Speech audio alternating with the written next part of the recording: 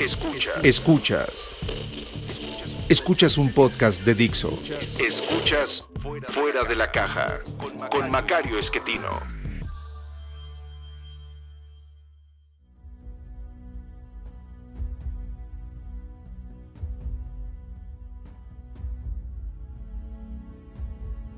Bienvenidos, esto es Fuera de la Caja. Yo soy Macario Esquetino, le agradezco mucho que me escuche. Esta es la emisión número 75 de este podcast y pues hay que felicitarnos de tener 75. Esto no corresponde a ninguna medición especial de semanas, pero pues suena bonito. Es número non, así que nos toca hablar de coyuntura, y la coyuntura me parece es esencialmente económica, aun cuando pudiera parecer algo diferente. Usted debe estar escuchando este podcast a partir de la semana del 17 de febrero. Yo estoy grabando antes de esto y no estoy incluyendo los datos que van a aparecer entre mi grabación y que usted escuche de industria del mes de diciembre. No lo hago ahora porque quiero esperar a tener los datos completos del mes de diciembre, que saldrán un poco después, y esto me permitirá ya hablar con más claridad de lo que ocurrió durante el 2019. Ya hemos adelantado en esencia el comportamiento de la economía. Usted ya conoce que en términos de la versión oportuna del PIB, el crecimiento fue negativo, una pequeña contracción durante el año, pero pues necesito un poquito más de información para ayudar a ver cómo se va a desempeñar México durante el 2020. Entonces no voy a hablar exactamente de eso, sino de algo que me preocupa de manera relevante en este momento, y es lo que hizo la Secretaría de Hacienda durante 2019 para que le cuadraran las cifras. Como usted sabe, la medición fundamental que utilizan los que miden la capacidad de pago de un país es el superávit primario, es decir, cómo le va a un país a un gobierno más bien, en términos de ingresos y gastos, quitando el costo financiero. ¿Por qué? Pues porque el costo financiero es un asunto diferente, no tiene que ver con impuestos, con gasto, con disciplina fiscal, y es algo pues que se puede poner aparte para analizar. Pero si un país, sin considerar esos gastos financieros, tiene ingresos inferiores a sus gastos, pues no le va a alcanzar para pagar nunca lo que debe. Evidentemente en algún momento lo corregirá, pero de momento lo que uno puede ver es no le va a alcanzar. Entonces, por eso esa cifra es la que utilizan como referencia. Entonces, para que las cuentas en México salieran positivas en términos de superávit primario, lo que hizo la Secretaría de Hacienda fue inventar ingresos.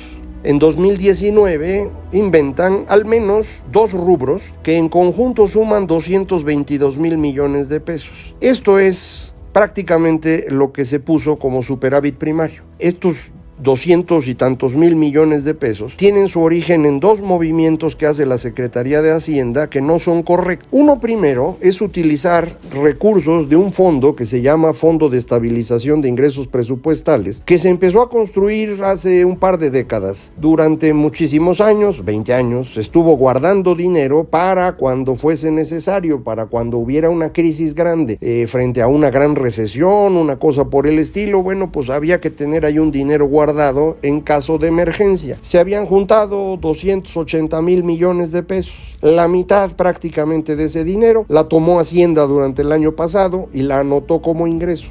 Estos no son ingresos, fueron ingresos en algún momento, se convirtieron en ahorros y deberían haberse anotado como una reducción en el margen de activos del gobierno. Pues no, lo pusieron como ingresos. Y el otro renglón en el cual hicieron algo parecido es prestarle la Secretaría de Hacienda a Pemex 97 mil millones de pesos, que anotaron como si fueran ingresos petroleros. Esto es todavía peor.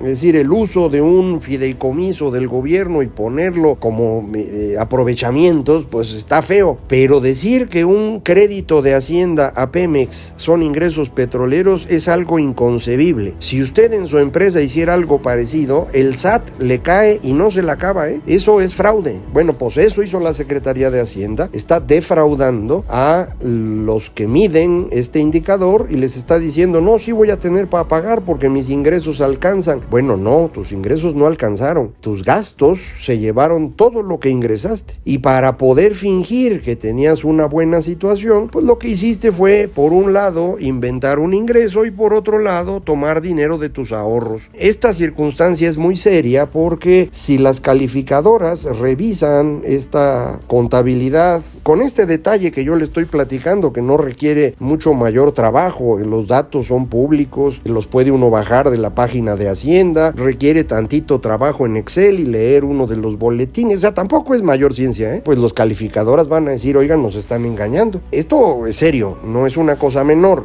No solo hay un intento de engaño, sino que además se está fingiendo en la variable que ellos utilizan como referencia. O para ponerlo en términos mediáticos, no hay finanzas públicas sanas, que es una de las cosas que más han presumido, que a pesar de que se les había acusado de que eran populistas y demás, ellos tenían finanzas públicas sanas. Pues no son sanas. Súmele ahora esta decisión del señor presidente de rifar el avión. Yo entiendo todo lo que hace con el avión como una forma de aprovechar popularidad. A los mexicanos en general, a las mayorías en este país, les encantó la idea de un presidente austero que, pues entre otras cosas, dijera yo no voy a usar el avión. Esto le gusta a la gente. Y entonces, bueno, pues eso estuvo usando el presidente y me parece muy bien. El asunto es que se le empezó a complicar la popularidad en los últimos meses. Estrictamente, si usted revisa los datos, a partir de que soltaron al joven Ovidio Guzmán en Culiacán y 2 semanas después, un poquito más, ocurrió la masacre de la familia Levarón, la popularidad del presidente ha ido sufriendo una caída considerable. Como arrancó en un punto muy alto, sigue estando muy bien, pero su margen de popularidad ha perdido pues prácticamente 20 puntos. Si usted considera no solo los favorables, sino favorables y desfavorables, el margen de diferencia entre los dos se ha reducido prácticamente 20 puntos en 2 meses, porque de enero nada más tenemos una medición, entonces no lo considero, nada más en noviembre y diciembre, pues. Entonces, pues creo que se empezó a angustiar el presidente y empezó a inventar estos distractores que utiliza con gran habilidad en la mañanera y regresó al tema del avión y como no se le ocurrió otra cosa, salió con lo de la rifa. Se fue complicando el tema de la rifa y finalmente pues ya no va a rifar el avión, sino unos premios grandotes, pero el boleto va a traer la imagen del avión, así que es como si fuera el avión. De ese dinero que se va a rifar, nada va a servir para el avión, pero no importa, trae el dibujito del avión. Si usted fuera un inversionista extranjero, un gran fondo de inversión, una empresa que viene a poner aquí capital, y ve usted que la Secretaría de Hacienda está fingiendo datos y está defraudando a su público, y por otro lado ve al presidente organizando rifas de aviones, ¿cuál sería su percepción del país? Más allá de si el señor se llama López Obrador o se llama como se llame, podría ser Macario, es lo mismo.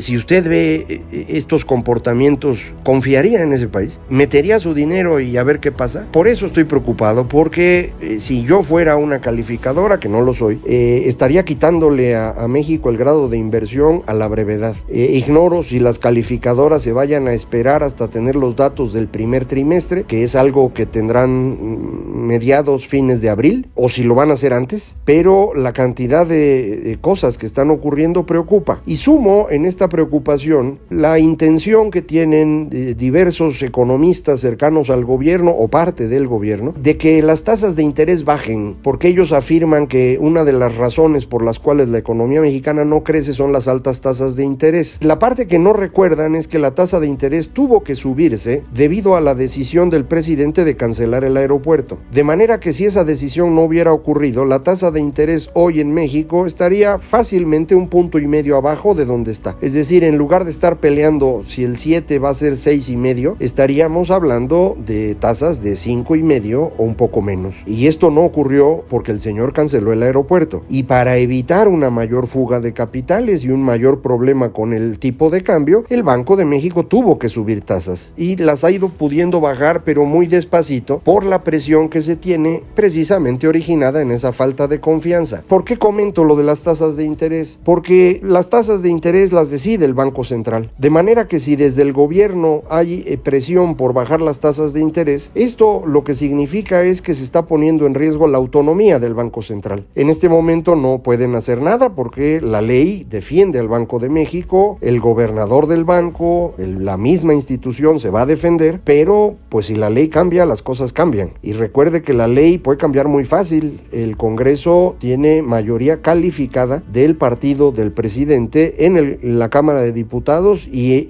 muy cerquita de eso en el Senado. Y si consideramos la alianza parcial del PRI con Morena, pues yo diría que pueden tener mayoría calificada para esto. Entonces, otra vez, usted es un inversionista extranjero, ve los fraudes de Hacienda, ve los...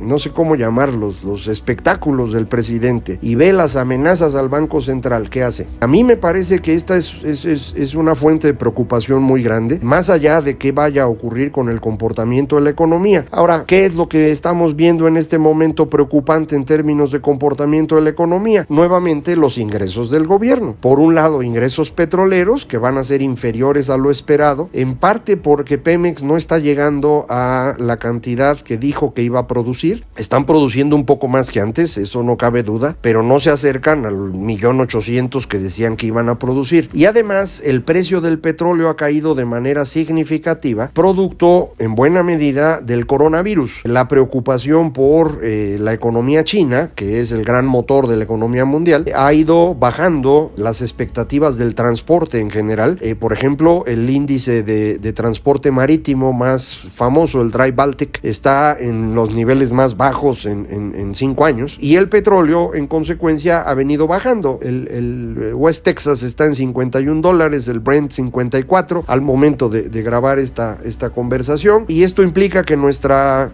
mezcla mexicana de exportación pues está en $43. El gobierno estimó 49. Sí hay coberturas, dicen, que no hemos visto ni a qué precio la pusieron ni cuánto compraron. Dicen que a 49, no tengo duda en creerles, nada más que esto se paga en octubre, no se paga ahorita, y ahorita los ingresos para enero y febrero van a ser inferiores. Lo mismo debe ocurrir con el impuesto sobre la renta y el IVA, porque tanto el crecimiento de 2019 como el de 2020 están quedando por debajo de la estimación que había hecho la Secretaría de Hacienda. Entonces vamos a tener una presión significativa sobre finanzas públicas, que es precisamente la parte clave de cómo las calificadoras deciden si un país tiene grado de inversión en su soberano, en su bono soberano, es decir, el bono del país. Esto es lo que está en riesgo. ¿Qué pasaría si perdemos el grado de inversión? Lo que debe ocurrir es que una cantidad significativa de fondos que no pueden estar en inversiones que no tienen grado de inversión tendrían que moverse de manera instantánea, literalmente instantánea. Y esto debe corregir el valor del tipo de cambio. No le puedo decir con certeza de qué tamaño sea el ajuste, pero no dudaría yo que sea un ajuste del orden del 10 al 15%, que me imagino ocurriría en el transcurso de un par de semanas, debido a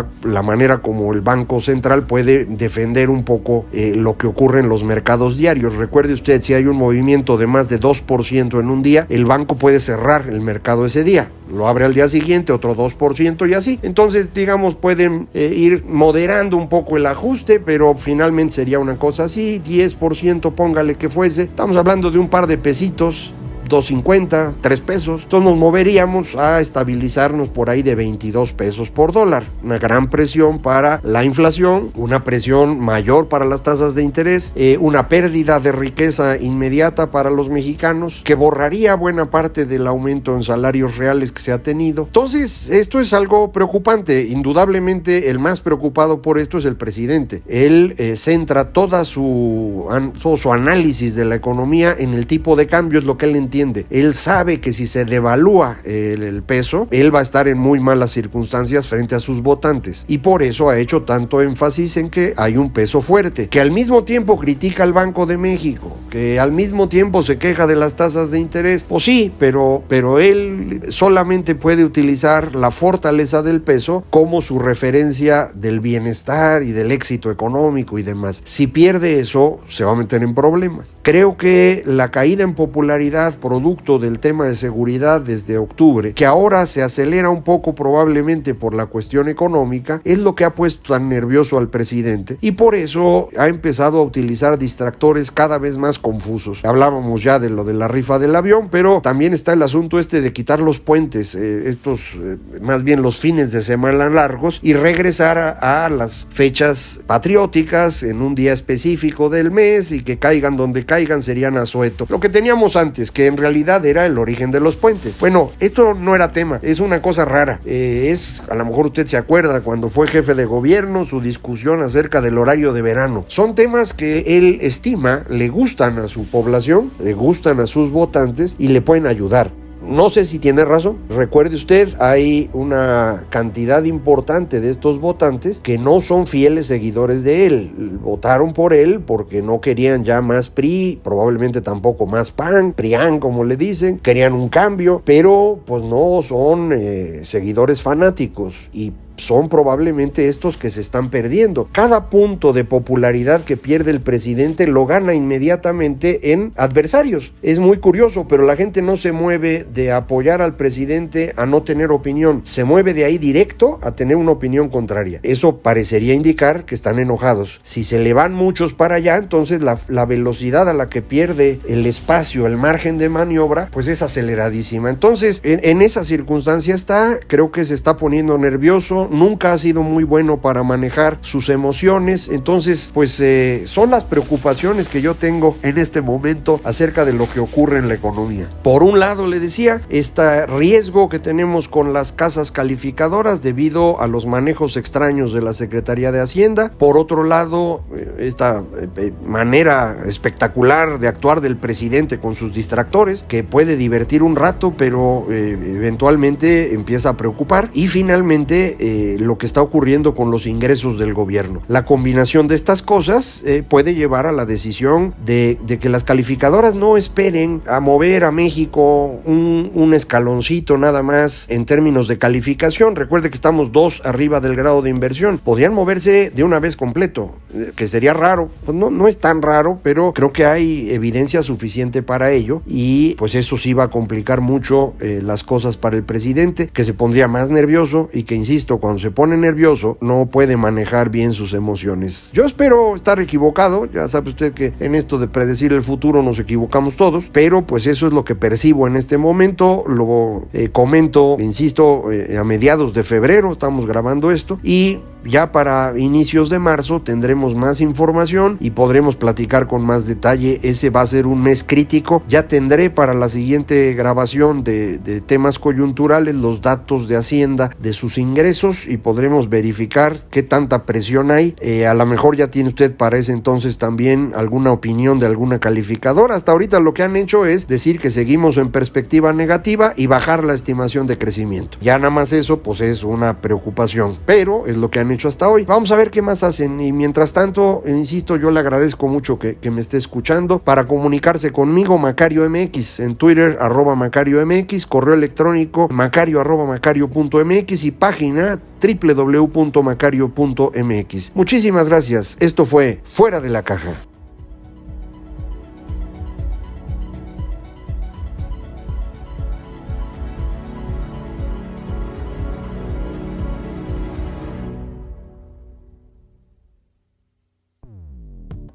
Dixo presentó Fuera de la Caja con Macario Esquetino.